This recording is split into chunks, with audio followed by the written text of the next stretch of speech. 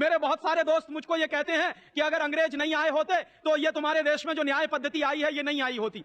तो मैं अक्सर लोगों से एक कहानी कहता हूं कि इस देश में जब अंग्रेज नहीं आए थे तो कैसी न्याय पद्धति चलती थी, और जब अंग्रेज आ गए तो कौन सी न्याय पद्धति चलती है।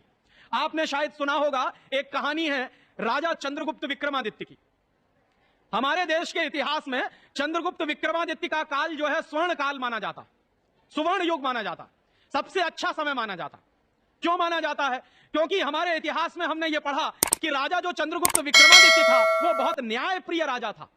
उसके राज में कभी किसी के साथ अन्याय नहीं होता था।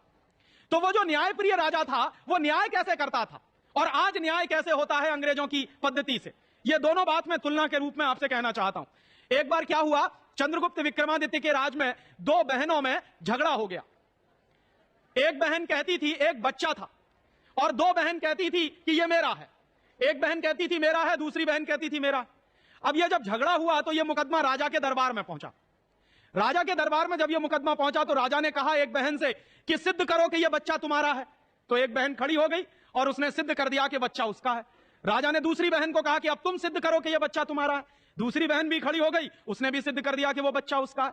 राजा धर्म संकट में पड़ गया। धर्म संकट किस बात का कि असली मां कौन है और नकली मां कौन है यह पता कैसे लगाया जाए। थोड़ी देर के बाद राजा के मन में एक विचार आया। उसने कहा कि अच्छा ऐसा करो, तलवार ले आओ और इस बच्चे को आधा आधा काटो, आधा एक मां को दे दो, आधा दूसरी मां को दे दो।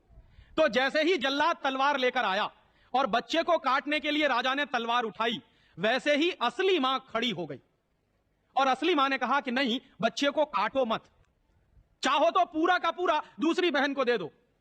राजा समझ गया कि जो असली मां है वो अपनी आंखों के सामने अपने बच्चे को कटता हुआ नहीं देख सकती, भले ही वो दूसरे के पास चला जाए, कम से कम जिंदा तो रहेगा। राजा को जब यह पता चला कि असली मां वही है जिसने यह कहा कि बच्चे को काटो मत, तो उसने क्या किया कि नकली मां से बच्चा लेकर असली मां को दे दिया। यह न्याय राजा के दरबार में 3 मिनट के अंदर हो गया। माने यह केस गया राजा के दरबार में, 2 महिलाओं का मुकदमा था। 3 मिनट के अंदर चंद्रगुप्त विक्रमादित्य ने न्याय कर दिया और बच्चा किसका है यह फैसला हो गया। अंग्रेजों की न्याय पद्धति जो चलती है उस न्याय पद्धति में अगर आप इस केस को लेकर सुप्रीम कोर्ट चले जाइए, हाई कोर्ट चले जाइए या किसी लोअर कोर्ट में चले जाइए, तो मैं आपको गारंटी से कह सकता हूं कि कम से कम आपको 20 साल लग जाएगा। यह तय नहीं हो पाएगा कि कौन असली मां है और कौन नकली मां है। जब चंद्रगुप्त विक्रमादित्य का राज चलता था तो किसी भी मुकदमे का फैसला 3 मिनट में होता था और न्याय मिलता था। आज अंग्रेजों की न्याय पद्धति चलती है, आईपीसी की, सीआरपीसी की, सीपीसी की, तो 20-20 साल लग जाते हैं और फैसला नहीं हो पाता कि कौन अपराधी है और कौन अपराधी नहीं है।